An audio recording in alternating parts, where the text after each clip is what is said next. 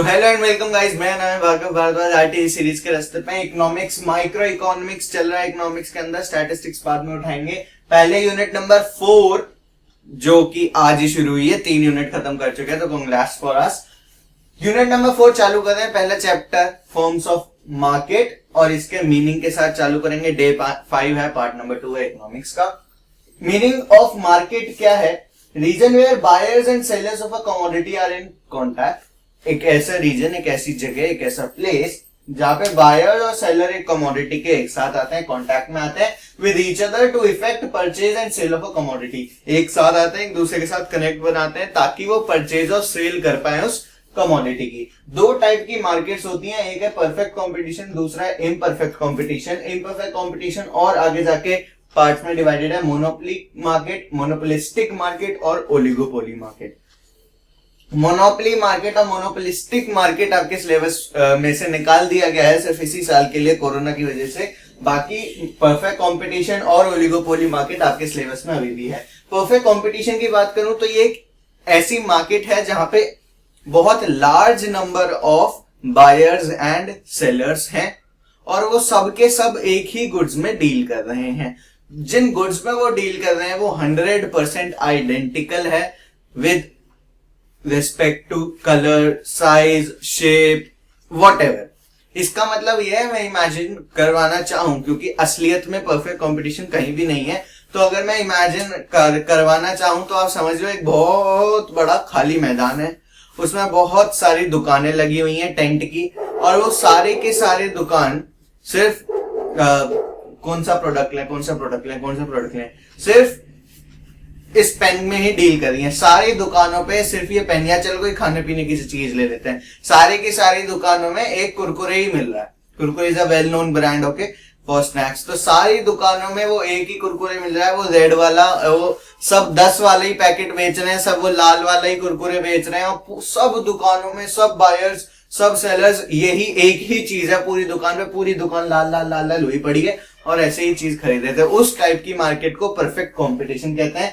Features इसके होते हैं कि very large number of buyers and sellers, जैसे कि हमने डिस्कस किया। इससे फायदा क्या है, इससे चेंज क्या हो सकता है, इम्प्लीकेशन क्या है बेसिकली इस पॉइंट का, क्योंकि बहुत बड़े नंबर सेलर्स में भी हैं और बायर्स में भी हैं, तो कोई भी एक बायर का शेयर इतना छोटा हो जाता है in comparison to all the buyers में, मतलब in comparison all the buyers, किसी भी एक बायर का शेयर जो है वो इतना छोटा हो जाता है। शेयर मतलब उनका रेशियो, उनका प्रपोर्शन, उनका पार्ट पूरी मार्केट में इतना छोटा हो जाता है कि वो एक अकेला चाह के प्राइस को कम नहीं करा सकते। बायर्स क्या चाहते हैं बेसिकली कि प्राइस कम हो। एज अ बायर हम क्या चाहते हैं कि प्राइसेस कम हो, लेकिन कोई भी एक बंदे के चाहने से कुछ नहीं हो पाता, क्योंकि वो एक बंदा इतनी बड़ी मार्केट में कहीं खो सा जाता है। वैसे ही कोई एक सेलर इतने सारे सेलर्स में कहीं खो जाता है, उसका रेशियो, उसका शेयर बहुत कम हो जाता है और वो प्राइस बढ़ा नहीं पाता। एक सेलर क्या चाहता है, प्राइस बढ़ाना, तो वो नहीं पाता क्योंकि एक बंदा इतनी बड़ी मार्केट में गायब ही हो जाएगा, भाई खो ही जाएगा, कोई दिखेगा भी नहीं। तो इससे असर क्या पड़ता है कि प्राइस जो है वो ना ही बायर्स उसको गिरा पाते हैं, ना ही सेलर्स उसको उठा पाते हैं। एक कांस्टेंट प्राइस, फिक्स्ड प्राइस हमेशा बना रहता है। नेक्स्ट पॉइंट है होमोजीनियस प्रोडक्ट, मतलब कोई ऐसा प्रोडक्ट जो 100% एक जैसा हो, आइडेंटिकल हो with respect to size, price, with respect to shape, with respect to colour and anything, वो होता है होमोजीनियस प्रोडक्ट। इसका इंप्लीकेशन ये है कि क्योंकि सारे के सारे प्रोडक्ट्स एक ही हैं, पूरी मार्केट में सिर्फ वो लाल वाले कुरकुरे ही बिक रहे हैं, तो ना तो कोई बायर ज्यादा प्राइस देना पसंद करेगा और ना ही कोई सेलर ज्यादा प्राइस ले सकता है। Freedom of entry and exit की मैं बात करूं, जो कि हमारा नेक्स्ट पॉइंट है, तो ये कहता है कि भाई मार्केट ऐसी है कि सबके लिए खुली हुई है, कोई भी आ सकता है मार्केट में, कोई भी जा सकता है। अब जब मार्केट में anyone can enter and anyone can go, तो फायदा यह है कि जैसी मार्केट में बहुत ज्यादा प्रॉफिट होना चालू होगा और लोग आ जाएंगे, सेलर्स आ जाएंगे, सप्लाई बढ़ जाएगी, और सप्लाई बढ़ेगी तो राइटवर्ड शिफ्ट होगी, क्योंकि कम टू यूनिट 2 और 3 मैंने पिछली वीडियो में बोला था जब हमने यूनिट 3 खत्म करी थी कि डिमांड और सप्लाई अच्छे से रट लो, अगली यूनिट यही खेल खेलेगी। तो जब और सेलर्स आ जाएंगे, सप्लाई राइटवर्ड शिफ्ट हो जाएगी और प्राइस कम हो जाएगा। वैसे ही अगर मार्केट में बहुत ज्यादा लॉस है तो सेलर्स आसानी से चले जाएंगे, सेलर्स चले जाते हैं, सेलर्स गए वैसे ही सप्लाई बढ़ गई और सप्लाई बढ़ते ही सेलर्स गए, सप्लाई कम हो गई और सप्लाई कम होते ही प्राइस भी कम हो गया। लॉ ऑफ सप्लाई, सप्लाई बढ़ेगी तो प्राइस भी बढ़ेगा, सप्लाई कम होगी तो प्राइस भी कम होगा। They both are related to each other, they both are directly related to each other. कोई बात नहीं, लाइटिंग का थोड़ा इश्यू है, सही करवा देंगे। नेक्स्ट पॉइंट, परफेक्ट मार्केट तो खत्म करें तब तक। नेक्स्ट पॉइंट है perfect knowledge among buyers and sellers. Perfect knowledge among buyers and sellers का मतलब है कि भाई बायर्स जो हैं वो भी प्रोडक्ट के बारे में सारी जानकारी रखते हैं और जो सेलर्स हैं वो भी प्रोडक्ट के बारे में सारी जानकारी रखते हैं। किसी को भी कुछ भी कैसे भी बताने की आवश्यकता नहीं है, और क्योंकि उनको कुछ भी बताने की आवश्यकता नहीं है तो सारे बायर्स जानते हैं कि भाई सारी दुकान पे एक ही सामान मिलना है, तो वो किसी भी सेलर को या किसी भी बंदे को ज्यादा प्राइस देना पसंद करेंगे नहीं। और सारे सेलर्स जानते हैं कि भाई सारी दुकानों पे वही मिलना है जो मैं बेच रहा हूं, तो वो किसी से भी ज्यादा प्राइस मांग सकते नहीं। Absence of transportation cost. Transportation cost क्या होती है? ये कॉस्ट होती है एक प्रोडक्ट को, कमोडिटी को एक जगह से दूसरी जगह लेके जाना, तो उसको कहते हैं ट्रांसपोर्टेशन कॉस्ट। अब ये ट्रांसपोर्टेशन कॉस्ट यहाँ पे लिखा हुआ एब्सेंट है, क्योंकि अगर हम ट्रांसपोर्टेशन कॉस्ट लागू कर देंगे, ट्रांसपोर्टेशन कॉस्ट को भी कंसीडर करना चालू कर देंगे, तो कोई तो उस मार्केट, जो मार्केट हमारी क्रिएट हुई है, वो जो बड़ा सा मैदान में सारे कुरकुरे बेचने वाले बैठे हैं, वो कोई कहीं से आ रहा होगा, कोई कहीं से सेलर आ रहा होगा, कोई सेलर कहीं से आ रहा होगा, कोई सब अपने दूर दूर जगह से आए होंगे, कोई पास से आएगा, कोई दूर से आएगा।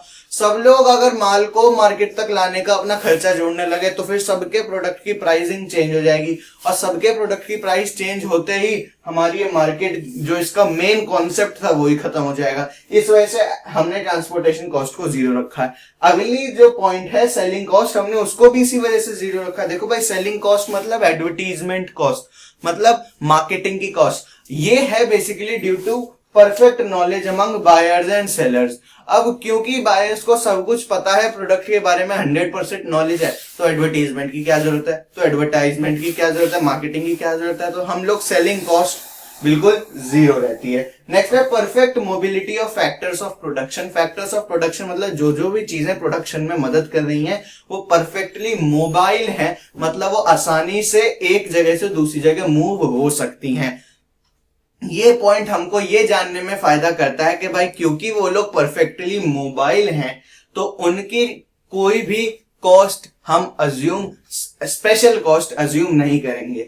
प्रोडक्ट को बनाते वक्त फैक्टर्स ऑफ प्रोडक्शन की तो कॉस्ट लगेगी, लेकिन उनकी मोबिलिटी की कोई भी कॉस्ट नहीं लगेगी। आप देखो जैसे बहुत सारे ना खर्चे होते हैं बिजनेस में रिलेटेड टू फैक्टर्स के, एक जगह से माल को विद इन दी फैक्ट्री दूसरी जगह लेके जाना है, ठीक है, first factory to second factory लेके जाना है। लोग अगर लेबर बढ़ानी है तो पहले एडवर्टीजमेंट करना पड़ेगा, लोगों को पकड़ के लाना पड़ेगा, उसमें पैसे खर्च होंगे, वो बैठेंगे, चाय पानी होएगा, नाश्ता पानी होएगा, लेबर का मशीन को खरीद के लाए गए, उसमें उनका पैसा लगेगा। तो ये सारी कॉस्ट जीरो मानी जाती हैं हर इंडस्ट्री के, हर बंदे के लिए, इसलिए परफेक्ट मोबिलिटी ऑफ फैक्टर्स है, कहीं भी कोई भी चेंज नहीं है। डिमांड कर्व अगर हम देखें परफेक्ट कंपटीशन का, तो ये कैसा होता है? देखो ये तो है डिमांड कर्व और सप्लाई कर्व, ये SSDD, बट लेकिन ये वाला जो डिमांड कर्व है ये इंडस्ट्री का है और ये वाला डिमांड कर्व फर्म का है। जरा एक बात समझने की कोशिश करो कि एक फर्म के लिए केस क्या है कि वो 10 रुपए वाला कुरकुरे ही बेचेगा, तो मतलब उसका प्राइस तो 10 रुपए पर फिक्स हो गया ना। वो अगर 10 से 11 करेगा तो उसके कस्टमर्स एकदम जीरो हो जाएंगे, क्योंकि बाकी दुकानों पे अभी भी 10 का मिल रहा है। वो अगर प्राइस 10 से 9 करेगा तो एकदम से सारा का सारा भीड़ उसकी दुकान पर आ जाएगी, इतना वो संभाल नहीं पाएगा। तो इस वजह से वो बंदा अपना प्राइस चेंज नहीं कर सकता, और जिस कंडीशन में प्राइस चेंज नहीं होता हम उसको क्या कहते हैं? Perfectly in elastic demand. तो परफेक्टली इन इलास्टिक डिमांड है, परफेक्टली इलास्टिक डिमांड है कि थोड़ा सा भी हिलाया तो डिमांड पागलों की तरह चेंज हो जाएगी। तो ऐसे ही परफेक्टली इलास्टिक डिमांड की होने का डायग्राम क्या होता था? ये होता था। इंडस्ट्री का एक्स इसलिए बना क्योंकि इंडस्ट्री में तो बायर्स भी हैं और सेलर्स भी हैं, तो डिमांड भी है, सप्लाई भी है, नॉर्मल डिमांड है, नॉर्मल सप्लाई है, इसलिए एक्स बना। तो प्राइस, अब ध्यान से देखो, प्राइस कौन तय कर रहा है? प्राइस तय कर रही है इंडस्ट्री। तो industry is a price maker.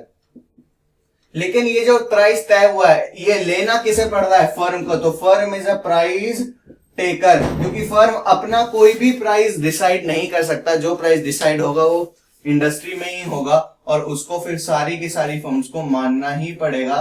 That's why we take out this type of demand curve. Next market जो हमारे पास आती है वो है मोनोपोली मार्केट। मोनोपोली मार्केट वैसा के सिलेबस में नहीं है, लेकिन मैं बता देता हूँ। यहाँ पे होता ही है कि सिर्फ एक ही बेचने वाला होता है और बहुत सारे सेलर होते हैं। तो बेचने वाले की अपनी मर्जी चलती है, वो किसी से भी कुछ भी कहीं भी मांग सकता है, क्योंकि वो जो बेच रहा है वो ना तो किसी और के पास मिलता है और ना ही कोई और उसको बेचता है। तो लोगों को अगर वो चाहिए तो उसी के ही पास आना पड़ेगा, अगर चाहिए तो उसके पास ही आना पड़ेगा। इसका मतलब ये है कि भले ही वो कोई ऐसी चीज बेच रहा है जो और किसी के पास नहीं है, लेकिन फिर भी अपनी सप्लाई, अपने प्रोडक्ट की डिमांड बढ़ाने के लिए, अपनी सेल्स बढ़ाने के लिए उसको प्राइसेस कम करने ही पड़ेंगे, क्योंकि लोगों की मर्जी है। ठीक है भाई, नहीं खरीद रहे थे, सामान जा कर ले, क्या करेगा? तो we can not do this. तो क्योंकि अपनी सेल्स बढ़ानी है तो प्राइस कम करना पड़ेगा। लेकिन ये बात भी सच है कि उसका प्राइस या उसका प्रोडक्ट और किसी के पास नहीं मिलेगा। वो एक ही बंदा है, वो जिससे चाहे जैसे चाहे वैसे प्राइस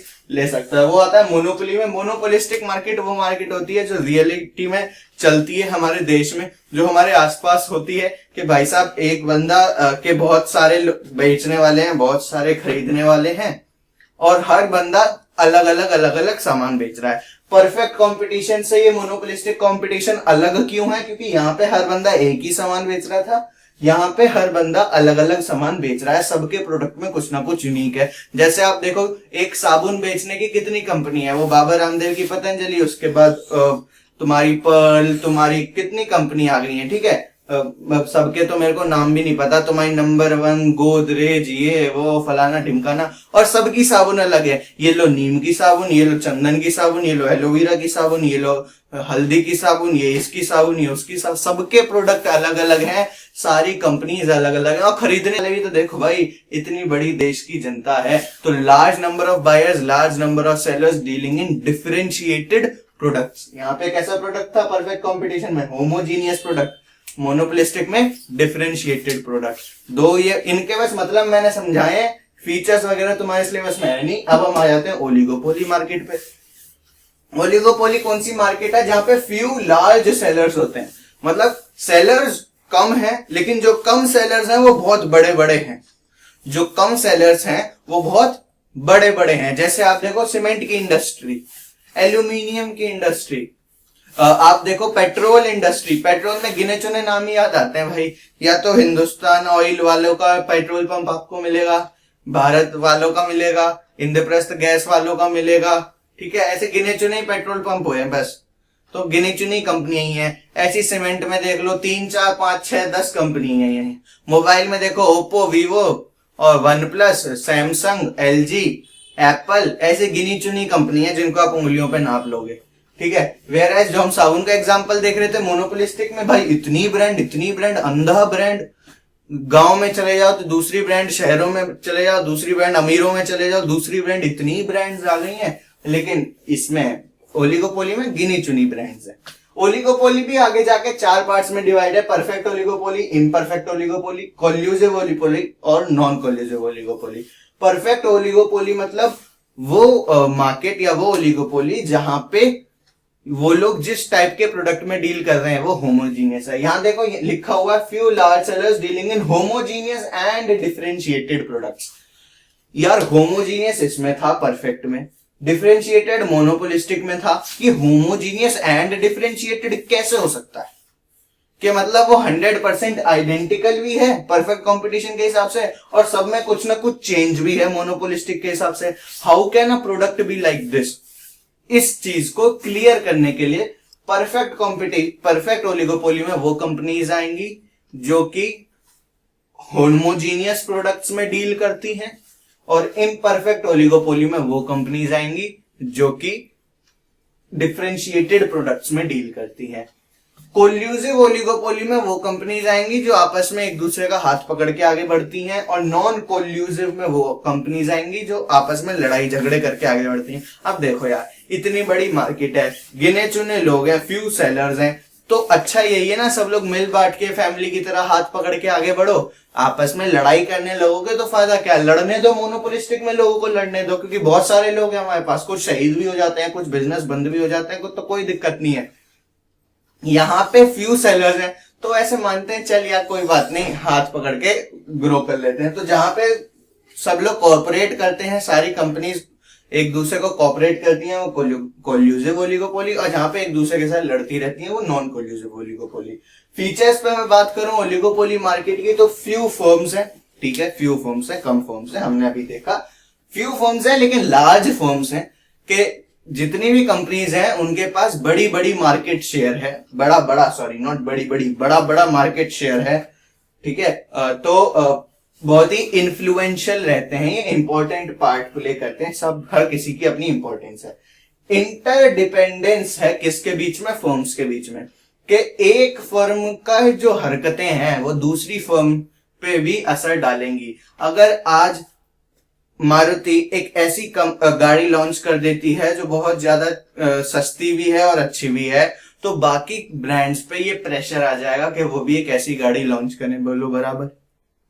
अगर आज ओप्पो ने 4 कैमरा वाला फोन लॉन्च किया या 3 कैमरा वाला फोन लॉन्च किया, तो कल को वीवो 4 कैमरा वाला फोन लॉन्च करेगी, सही बात है। तो यहां पे एक फर्म का एक्शन दूसरी फर्म के एक्शन पे असर डालता है। एक फर्म ने कोई काम किया, वो दूसरी फर्म्स के डिसीजन मेकिंग पे असर डालेगा, इसलिए सारे फर्म्स एक दूसरे से इंटरकनेक्टेड होते हैं।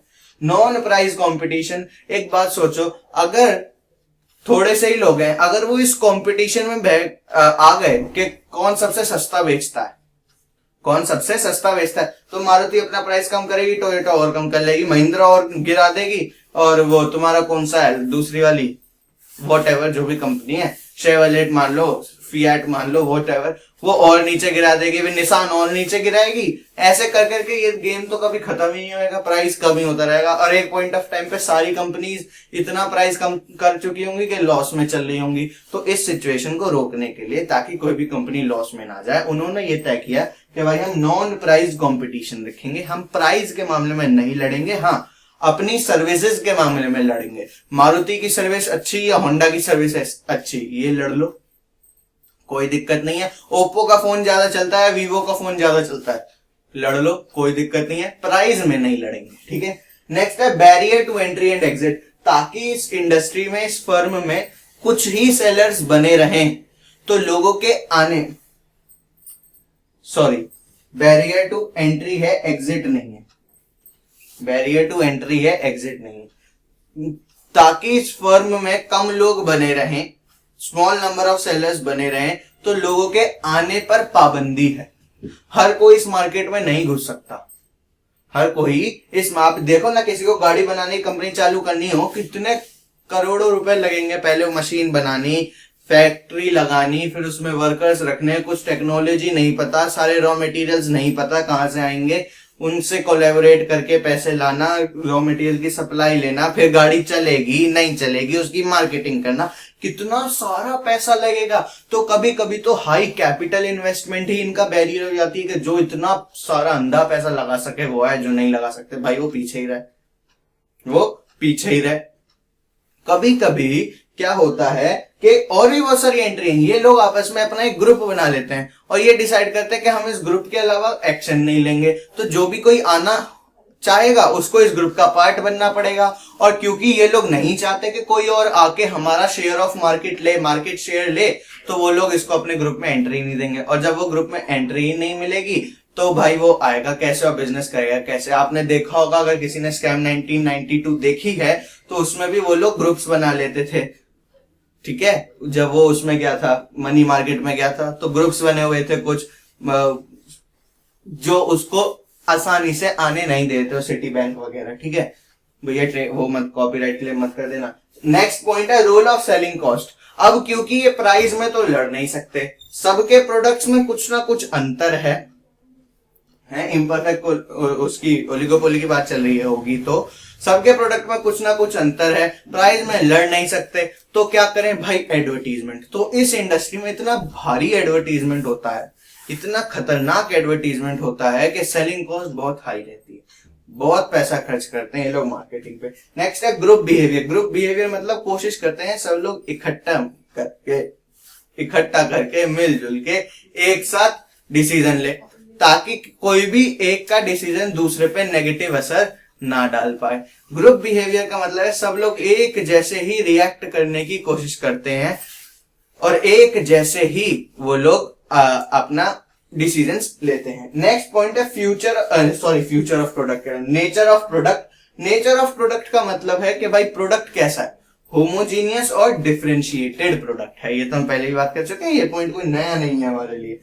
लास्ट पॉइंट है intermediate demand curve. Intermediate demand curve मतलब जैसे हमारे पास परफेक्ट कंपटीशन में तो पता था कि industry is the price maker, firm is the price taker.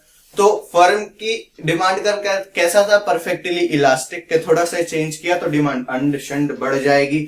लेकिन यहाँ पे इंटरमीडिएट डिमांड कर्व है, क्योंकि ना ही केवल आपके खुद के डिसीजंस बट आपके आजू बाजू की कंपनी वालों के भी डिसीजन आप पे फर्क डालेंगे। तो इसलिए इस इंडस्ट्री का कभी भी डिमांड कर्व हम लोग नहीं बना सकते, क्योंकि इतना चेंज होता है, कुछ पता ही नहीं रहता कब बढ़ेगा, कब कम होगा, कब हाई इलास्टिक, कब लो इलास्टिक, कब नो इलास्टिक, कब जीरो इलास्टिक, कब यूनिटरी इलास्टिक, कुछ पता ही नहीं रहता है। इस वजह से हम इसका डिमांड कर्व नहीं बना पाते। तो इसके साथ हमारी फॉर्म्स ऑफ मार्केट मतलब परफेक्ट मार्केट और ओलिगोपोली मार्केट खत्म होती है। मोनोपोली और मोनोपोलिस्टिक आपके सिलेबस में है नहीं, बहुत कम हो गया। वीडियो भी छोटी है, प्यारी है, अच्छी है, इंफॉर्मेटिव है। जो भी मैंने बोला उसको अच्छे से सुना होगा, की पॉइंट्स बनाए होंगे, और जो मैं ये लिखवा रहा हूँ वो लिखा होगा तो भाई नैया पार है, क्योंकि ये वो यूनिट है जिसमें से 6 नंबर के क्वेश्चंस आने गारंटी है। अगर आपने ये यूनिट कर ली तो 10 नंबर तो तुम मुझसे लिख के ले लो, आपके कहीं नहीं गए। 30 मार्क्स पिछले यूनिट के और 10 नंबर ये अकेली इस यूनिट के कोई आपसे छीन नहीं सकता, अगर अच्छे से ये इस यूनिट की वीडियोस देख ली। पहली वीडियो ये थी, पहला पार्ट ये था, दूसरा पार्ट आएगा कल, मतलब 6th डे इकोनॉमिक्स का पार्ट 1 आएगा, और उसमें हम ये खत्म कर देंगे माइक्रो इकोनॉमिक्स भी और यूनिट भी। तब तक के लिए फटाफट इसको लिख लो, और उसके बाद tata bye bye. And yes, do not forget to subscribe the channel, like the video and share it with your friends. So that's all for the day. Thank you and have a nice day.